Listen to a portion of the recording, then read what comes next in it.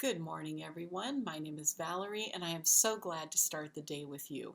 Well, over the weekend, Mark launched our Calm in Chaos series and gave us some great context and introduced us to our key verses for this series, Philippians 4, 6 through 8. And today I want to focus for a minute on verse 6, which says this: Do not be anxious for anything, but in everything, by prayer and petition, with thanksgiving, present your requests to God. Now, let me start the morning off with some confession. When I read this verse, and this is a verse I have read countless times in my life, but when I read this verse, oh, this is terrible to admit, but it's true, I tend to go, check, okay, I'm not an anxious person, but I'm very happy for all the anxious people that they have such a great Bible verse like this. And so that's good for them, but I'm okay.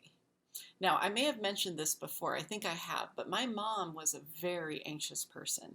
And I think as a form of childhood rebellion, I actually swung to the other side of anti-anxiousness. Or did I? As I've aged, which I've had the privilege of getting older, so that's good.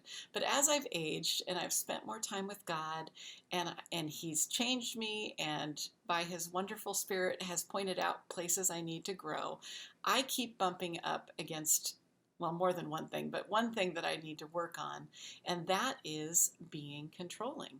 And you know what? I think control is really just another form of anxiousness. It can be like bossy anxiousness.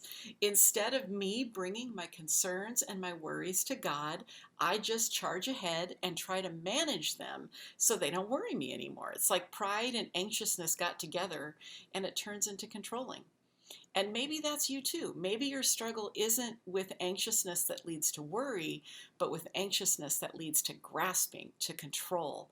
And speaking from experience, this doesn't help anything.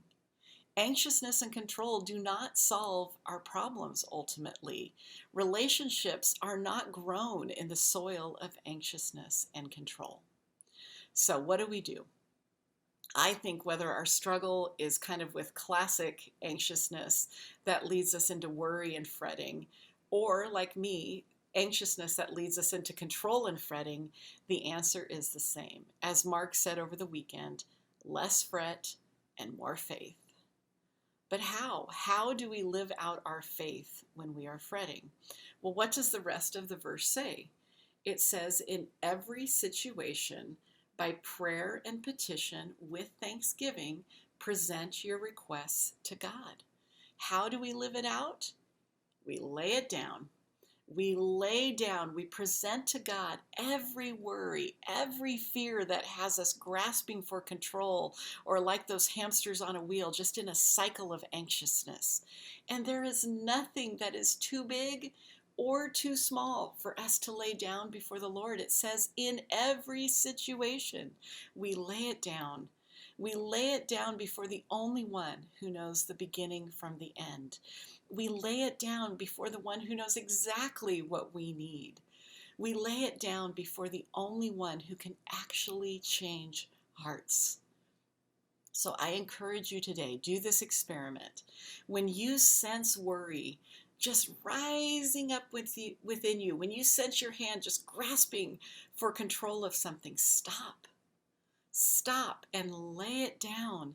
Be honest with God and lay it down and rest in God's power.